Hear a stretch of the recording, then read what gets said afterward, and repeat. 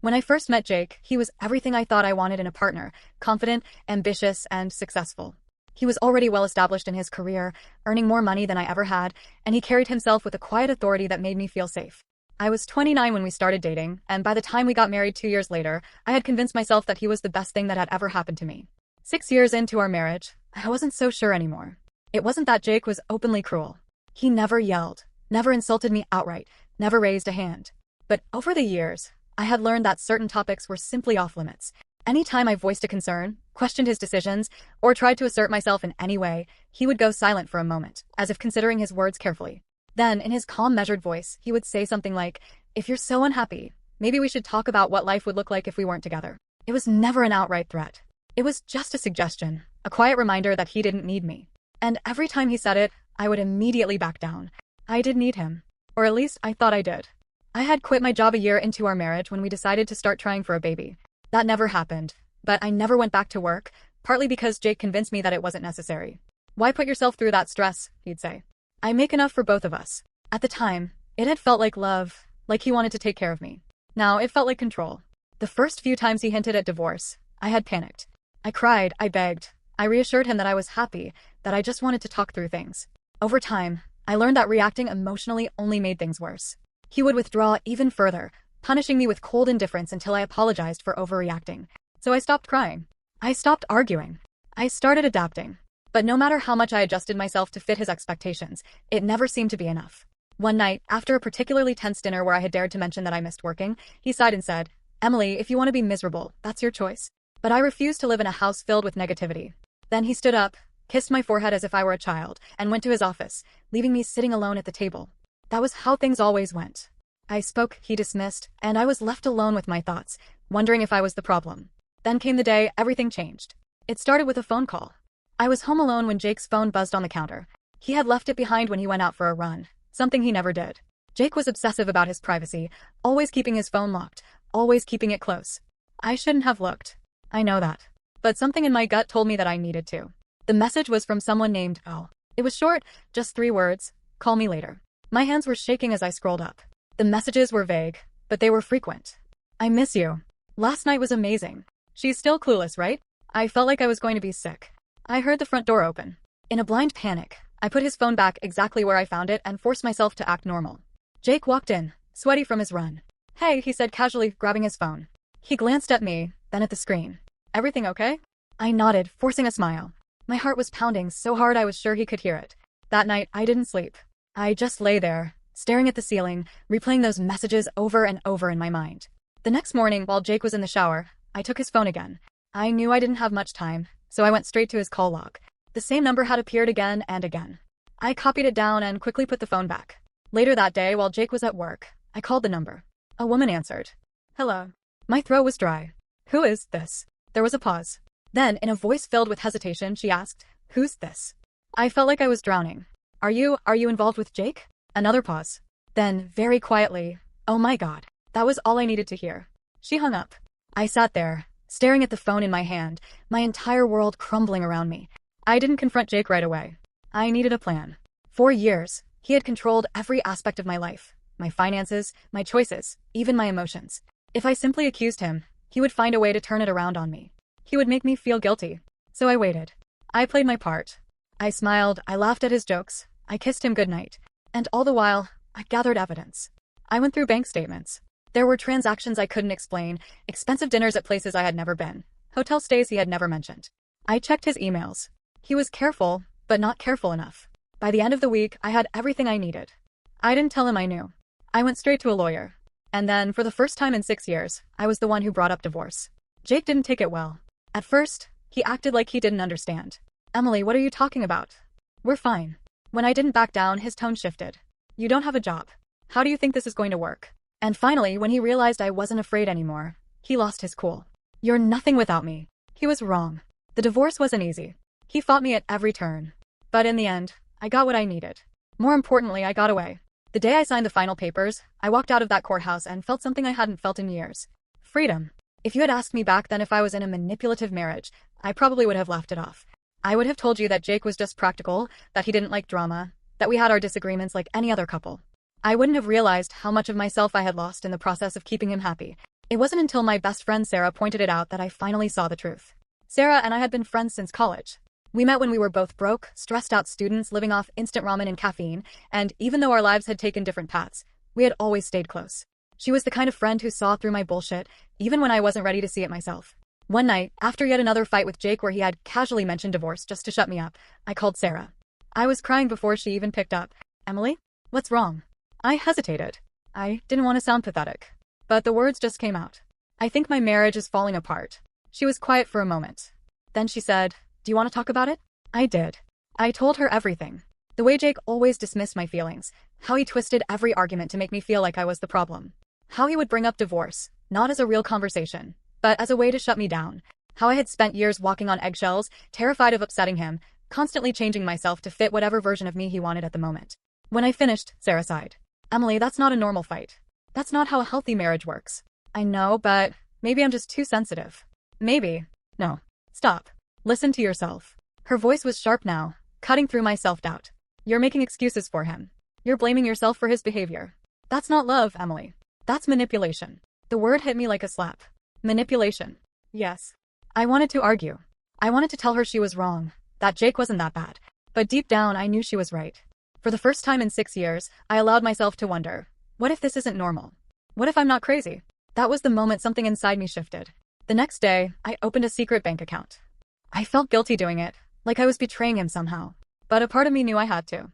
I had no financial independence. Jake controlled everything. If I wanted to leave, I needed money. I started small. Every time I went grocery shopping, I took out an extra $20 in cash and tucked it away. I started selling old clothes online, pretending I was just decluttering. And then, miraculously, I got a job offer. It wasn't completely out of nowhere. I had been doing small freelance projects here and there, just to keep myself occupied. One of those projects had caught the attention of an old boss of mine, and he reached out with an opportunity, a full-time remote position with a great salary. I almost turned it down. Jake had spent years convincing me that I didn't need to work, that my place was at home, that his income was more than enough. But Sarah's voice was still in my head. "That's not love. That's manipulation." So I took the job. Jake wasn't happy. At first, he pretended to be supportive. But as I got more involved in my work, I started noticing little things. Comments disguised as jokes. "Wow, I guess I have to schedule an appointment just to get time with my wife now. You used to love cooking dinner. Now you're too busy with work. It's cute that you have a little job, but don't let it stress you out." That's my job. And then, when I got promoted after just a few months, his attitude changed completely. The night I told him about the promotion, I expected some kind of excitement. Maybe even pride. Instead, he just stared at me for a long moment before saying, "That's unexpected." Unexpected? "Jake, I've been working my ass off." "I know. I just didn't think they'd take you seriously so fast." I froze. "What's that supposed to mean?" "Nothing." He shrugged. "I just thought you were doing this for fun. I didn't realize you actually saw it as a career."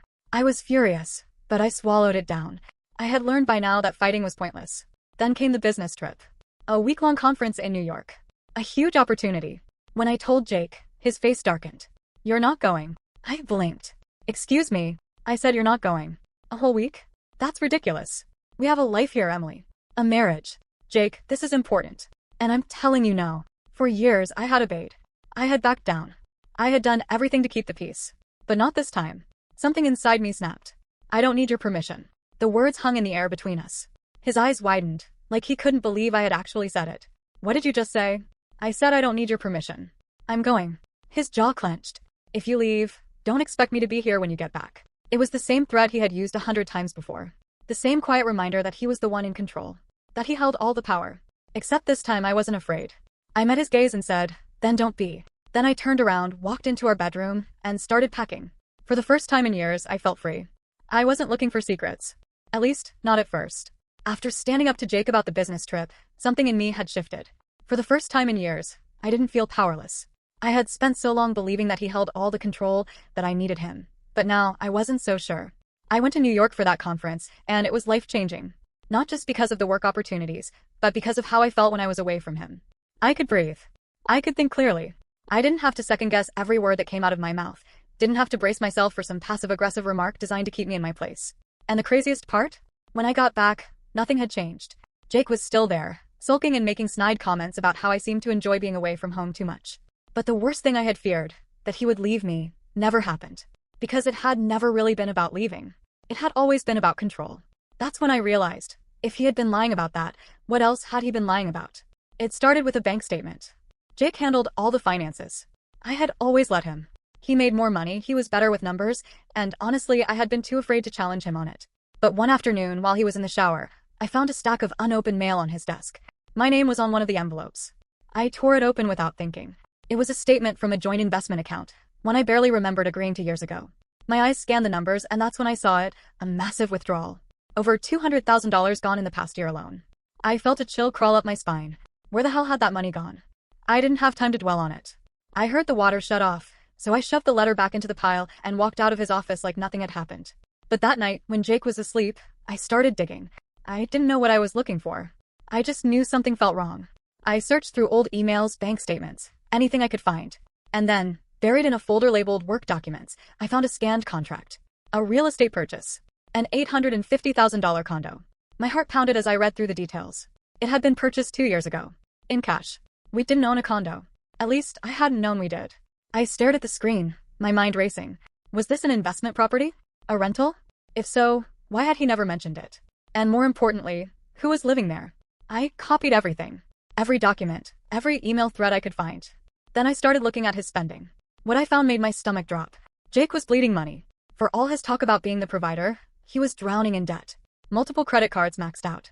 Monthly loan payments eating away at his salary. A staggering $5,000 in unexplained losses every single month.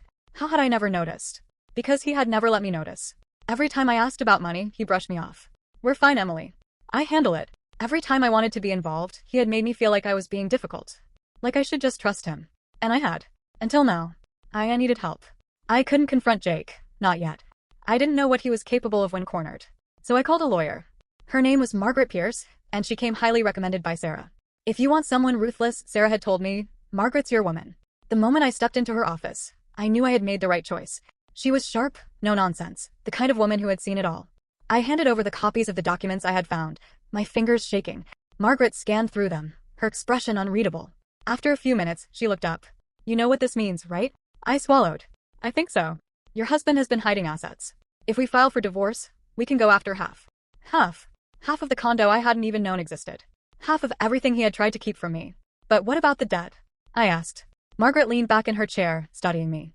That's where things get interesting. She explained that since Jake had kept the debt secret, there was a strong case that they were his responsibility, not mine.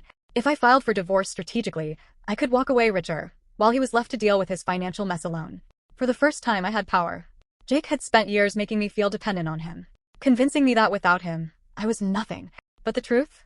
He was the one who needed me. I played my role carefully. I didn't let on that I knew. I still smiled, still acted like the same passive, agreeable wife he had molded me into. But behind the scenes, I was preparing for war. Margaret helped me open another account, one that Jake couldn't touch. She guided me through the legal steps, making sure I had everything in place before I made my move. Meanwhile, I kept digging. The more I found, the worse it got. The condo? He hadn't bought it as an investment. He had been living there, at least part-time. His name was on the utilities, the HOA fees, even a private parking spot. And then, in one final search through his email, I found the last piece of the puzzle. A name. Lisa Montgomery. She wasn't just anyone.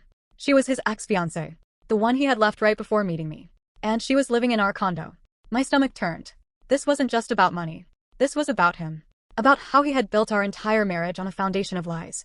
That was the moment I stopped feeling afraid. Jake had spent years manipulating me, controlling me, making me feel small. But now I was the one in control. And he had no idea what was coming. Jake always thought he had control. For 6 years, he dictated the terms of our marriage, what we could talk about, what I could do, even how I felt about things. He used money, silence, and subtle threats to keep me in my place. But that was over. I had seen the truth. I had the documents, the proof of his hidden debts, the condo, the lies. I had the lawyer. And most importantly, for the first time in years, I had the power. He just didn't know it yet.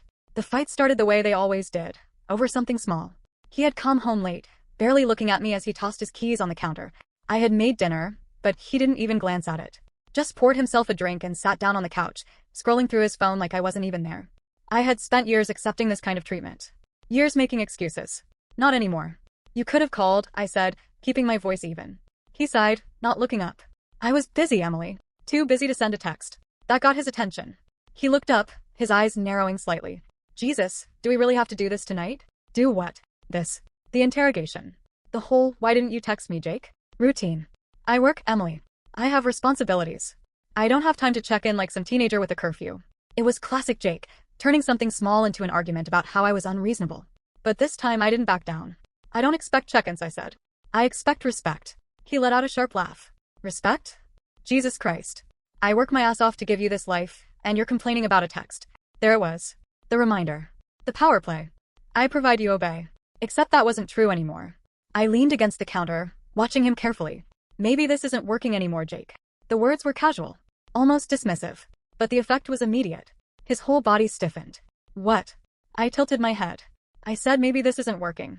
Maybe we should start thinking about what life would look like if we weren't together. For the first time ever, I had thrown his own words back at him. And he didn't like it.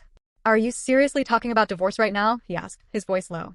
I don't know, Jake, I said, picking up my glass of wine and taking a slow sip. Should I be? A muscle twitched in his jaw. He was trying to hide his reaction, but I saw it. The shock. The panic. The realization that, for once, I was the one holding the cards. And God, it felt good. The next morning, I transferred the money. I had been careful, making small withdrawals over time. But after last night, I wasn't willing to take any more chances. I moved $30,000 into my private account while Jake was in the shower. It wasn't everything, but it was enough. Enough to ensure that if I did decide to leave, I wouldn't be walking away with nothing.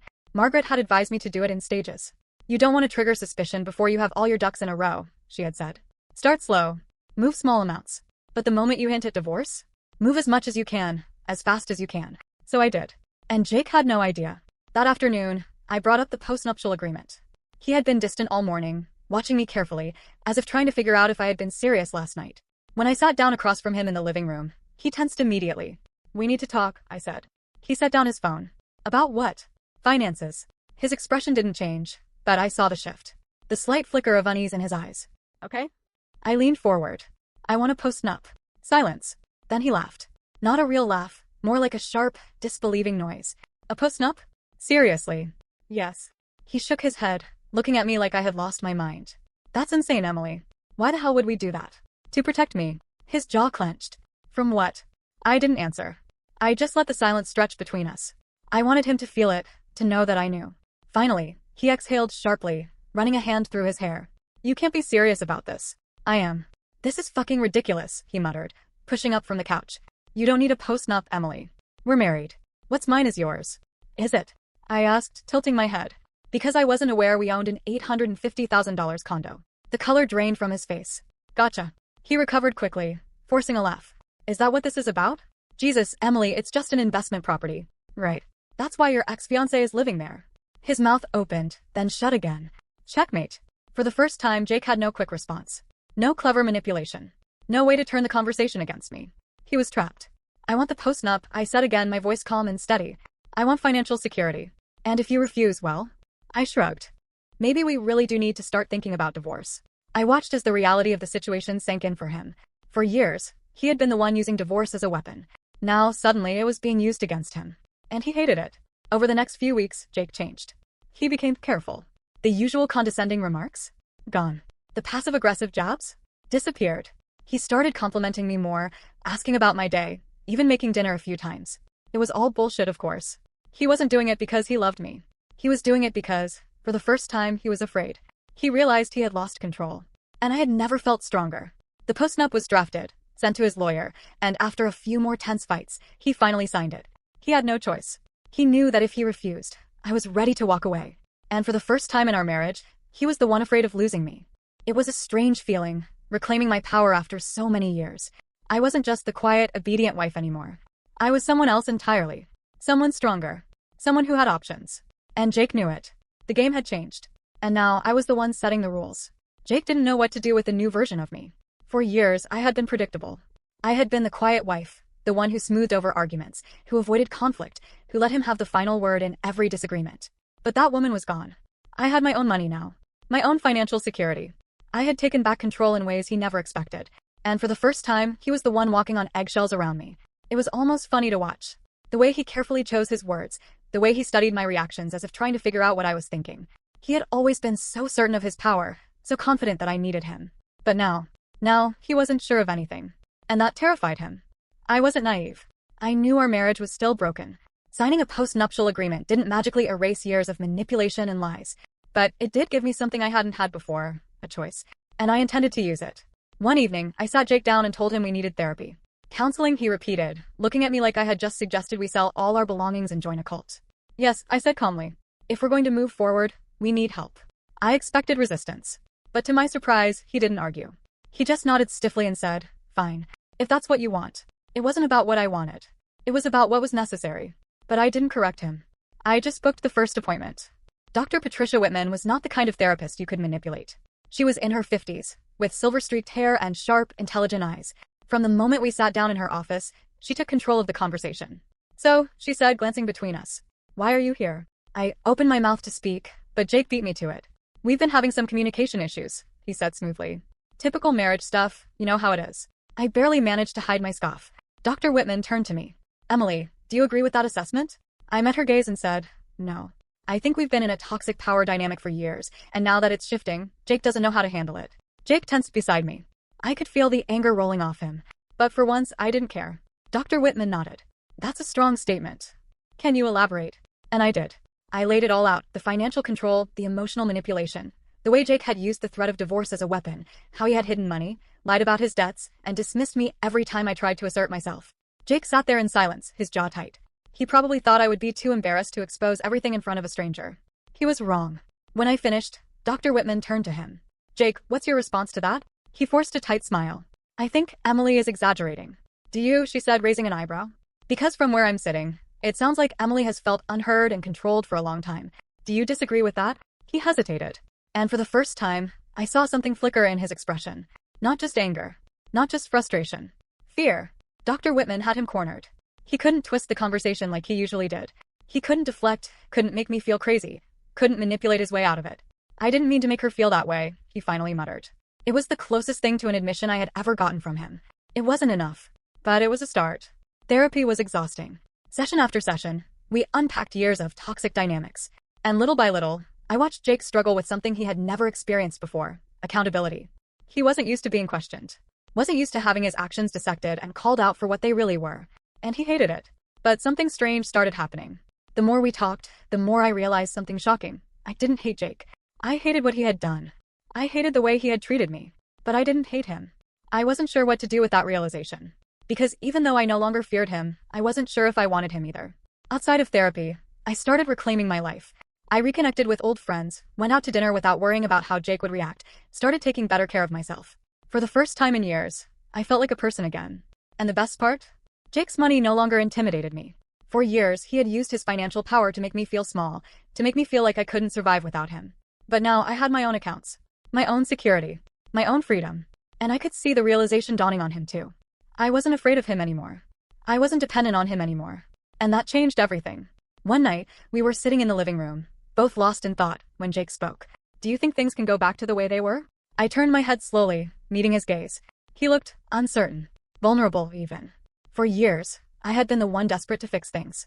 The one bending over backward to keep our marriage together. But now, he was the one afraid of losing me. I took a deep breath and said, I hope not. His face fell. You don't. I shook my head. No, Jake. I don't want to go back to the way things were. Because that would mean going back to being someone I'm not willing to be anymore. Silence stretched between us. He looked away first. And for the first time in 6 years, I realized that whether we stayed together or not didn't matter. Because I would never belong to him again. That was the night everything shifted for good. Maybe Jake would change. Maybe he wouldn't. Maybe we would stay together. Maybe we wouldn't. But the difference was, it was no longer his decision to make. I was free. And I was never going back.